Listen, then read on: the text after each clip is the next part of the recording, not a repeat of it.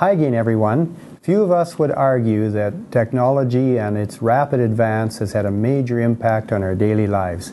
This clip is about the advantages that technology and the digital age are bringing to rural Alberta and how we're transitioning in order to take full advantage of those technologies.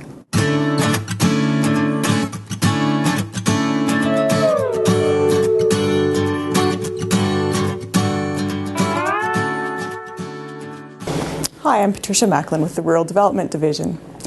Digital technology is increasingly a part of our daily lives. Rural leaders are working on ways to use technology to make their communities more sustainable. The Vulcan Innovation Project is sustaining rural development through technology. Began by taking up the challenge that was provided to rural communities and looking at ways to use the SuperNet, and also to address the fact that we as a rural community needed to keep moving forward in this technology-based society that we're living in. We want to encourage youth to stay here. We want to encourage more opportunity for people. We want to encourage the community to be able to keep up with other technology-based types of opportunities. And so I think it's provided that over the next few years. The Vulcan Innovation Project involved a lot of supporters and partners, and one of those partners is Digital Alberta. And what they're providing to us is a resource to look at information for the community in the use of digital media. So we're looking at things like a digital media camp. We're looking at resources to the local schools in terms of using digital media within their CTS courses or within their regular schedules. And as well, we're working with them on just some new ideas on how we can use digital media within our community. So I think this is a real asset. Digital Alberta is trying to build their industry within the province, and hopefully within some of the youth, maybe they see the potential for a career.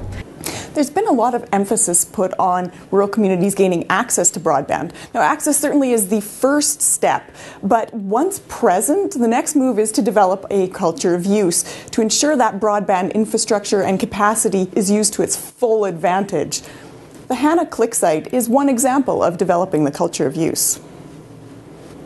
The Click site in Hannah, Click stands for Community Learning Innovation Center, and at the Click site we provide video conferencing support to the Hannah Learning Center and for a number of programs that we're sponsoring around the province and making available to our local community. Anything that involves broadband, we like to provide the services for that through the Click site in Hannah. Three Hills is our sister site. And certainly we have had all kinds of support from Community Futures, from Alberta Agriculture, from Special Areas Board. The Netigo wireless system have been excellent in that. We have all kinds of collaborations that are happening. Yeah, and actually I didn't mention Rural Alberta's Development Fund, which of course was our primary source of income for the Click site as well. We are a pilot project and we have had to develop a culture of use, and that has been an interesting process to say the least. What we have mostly found is that there hasn't been a lot of activity happening in the area of video conferencing in the province of Alberta. It's just kick-starting. Culture of use doesn't just apply to broadband, but technology in general. Sharing the knowledge of technologies in use in a community and providing a person who can translate that technology, make it understandable to all users, ensures that everyone has the potential to access the benefits from a particular technology. We've done a technology showcase, which was a pretty good event for us, and that was back in March, and it was an event to show people in the community what businesses, what organizations, what groups are using as far as technology to make themselves better. Another example, just on a even maybe more simple basis, is working with some of our senior centers and putting in fit stations where they are looking at that. That's totally foreign to them, but I'm able to kind of go in and gently introduce that to them and get them involved with technology that otherwise they may not have even wanted to look at, But again, once they kind of have somebody that's able to kind of walk them through that and let them know that it's not going to bite them or harm them, then it's something that they get interested and excited about, and it's rewarding to see that. There can be a reluctance to utilize digital communications technologies like video conferencing because they seem distant and depersonalized. However, experience has shown that breaking some of the video conferencing etiquette rules actually allows those casual human connections to develop.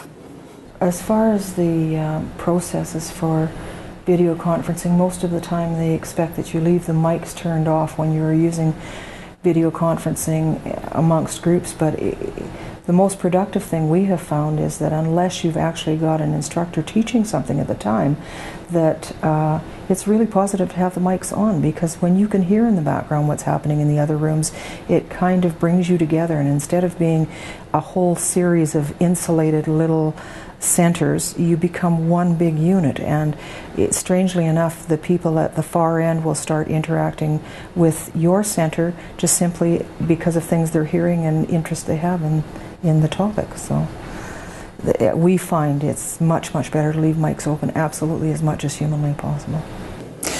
Distance is a significant barrier for some rural communities. Digitally facilitated connections like communication, file sharing, online commerce can help overcome some of those barriers associated with distance.